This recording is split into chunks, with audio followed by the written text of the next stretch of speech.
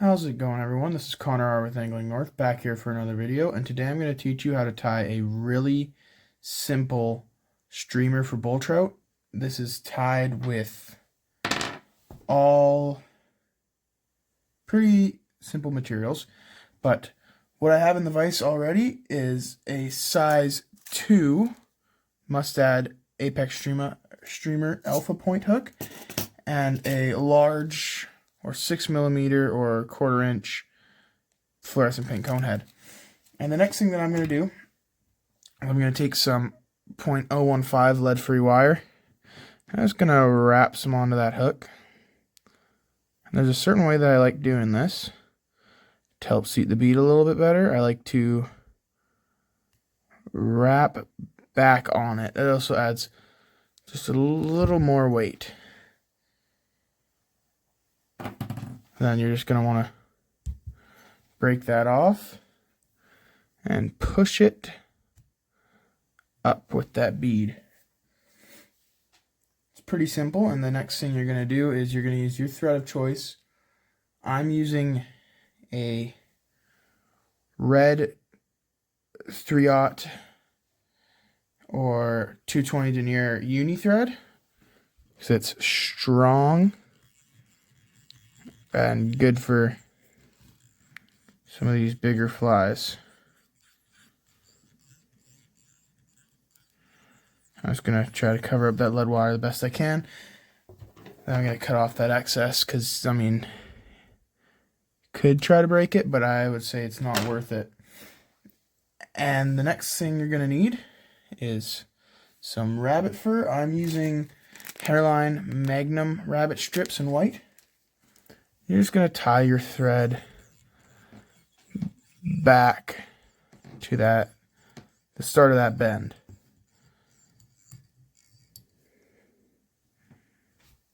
And you're going to want to make sure that you don't have cross-cut strips. I had some cross-cuts. They're a bit of a pain to work with. And then you're going to want to want to line up your rabbit strip so you have a little bit extra hanging off the front. And you're not going to want to cut it yet. You're just going to try to pry those fibers back, wet them if you have to. Wetting them just kind of helps them stay in place. You're going to want to tie that in about 3 solid wraps before you lift it up and secure it further. Next thing you're going to do is create a dubbing loop, or instead, if you want to make this quicker, what also works is just some chenille I've used before. You're going to want to tie this back as far as you can and then put some wraps around the base. 2 to 3. I don't know how much it actually helps, but I do it now. You can hear my dogs barking in the background. This one's pretty quick. This is almost what I would call a guide fly when it comes to bull trout. But yeah, I've used some pink chenille before. You could change the beads. You could do like gold, silver. I have orange here too. I don't know why my dogs are barking. Next thing I'm going to use is some purple ice dub. Pink would also work if you have like a white ice dub, or I think it's called polar chenille too. That would work well. And I'm just going to put that in there. I have no clue why my dogs are barking so much.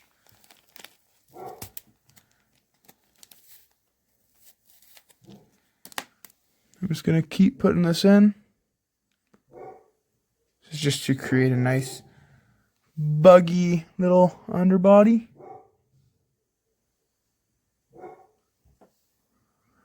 And then you're going to want to spin that however you will. If you have a dub and loop spinner, which is ideal, you can.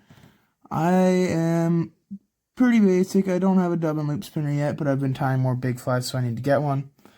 And I've just been using some hackle pliers.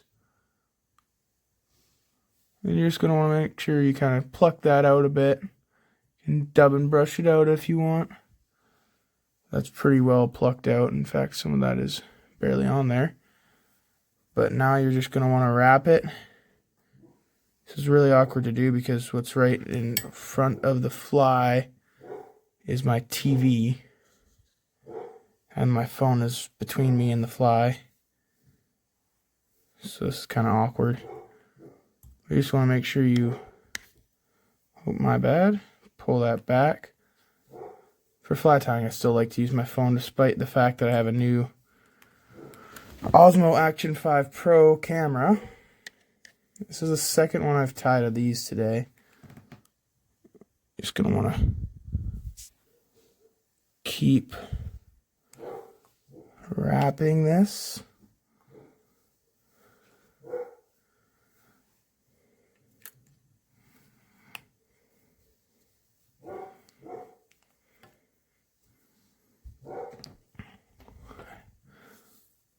Once I'm done wrapping this, I'm going to go really quick and try to see what those dogs are barking at and get them to stop barking.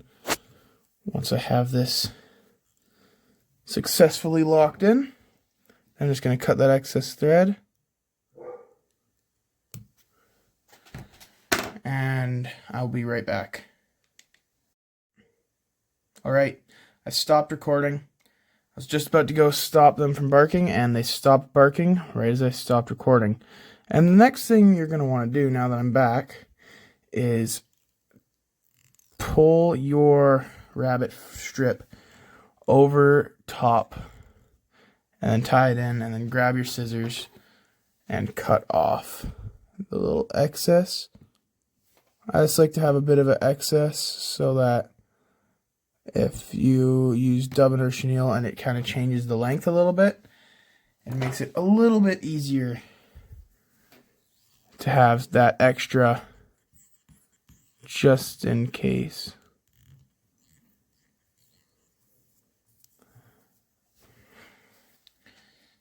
Fly should be pretty eye-catching, and then the next thing you're going to want to do is grab about 6 strands of flash boo so you could cut them to the length. What I did is I had 3 and doubled them over on my first one, and the flash boo was not long enough. You can use either silver, or in my case, I'm using red. Just going to grab a handful of strands.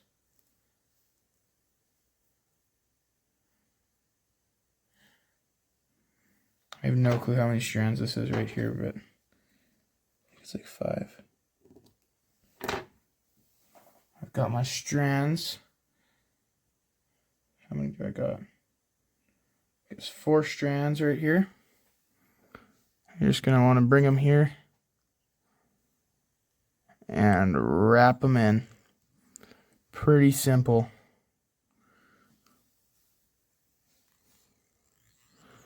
Both silver and red are fairly eye-catching.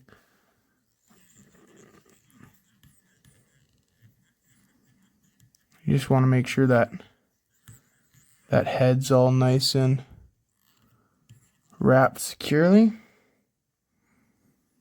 before you whip finish it.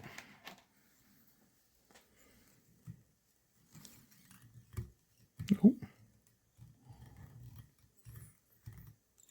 I like to do a 5-turn whip finish, then seat it pretty well before we cut our tail to our desired length, which should be about 1.5 times the length of the body, and I like to just get in there and cut her. You want to try to cut her on a bit of an angle. It makes it a little bit easier. It tapers down the tail more, I should say, not makes it easier. And now that I have that nice long tail, we're going to grab our flash. Just want to make sure that you have all the fibers. You want to kind of measure it out compared to the tail. And you want to grab all the tips. You want to pull it tight so you won't be able to see it, and then cut it right where you want it.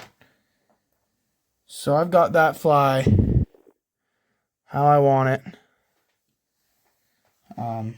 Longer flash. And last thing I'm going to do is take some resin and just put some on the top here. And oh, I put way too much on the bottom. I will.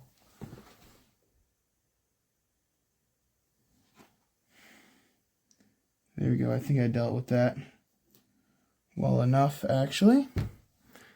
But what I'm going to do is spread that out nicely. You might get some in your fur. Might kind of mess with the fur a little bit. But it's okay. It's just at the head, as that's something that we can leave or deal with if you want. I'm just going to grab my light and cure it, and you can see that bead is very flashy with that resin on it. Or not even with the resin, just the bead is in general. And the ice dub that I'm using isn't necessarily UV, but you can see it kind of shimmers a little bit in the UV, and so does the Flashaboo. But this is a pretty simple fly for big fish compared to what I usually tie when it comes to big fish, like those big articulated kind of things, and the intruders. Intruders take a long time. I'm talking 20 minutes a tie. This has been about 10 minutes with some talking, so I could probably tie it a little bit quicker. And once this is done, there you go, that's solid enough. That is how you tie, I don't have a name for it yet. That is how you tie this bull trout fly. Simple, effective, and it will work. I'm just gonna go get it wet, and I'll show you guys what it looks like when it is wet. Alright guys, I just slicked her back, and that's what she looks like when wet. So I'll catch you guys on the next video, and fish on.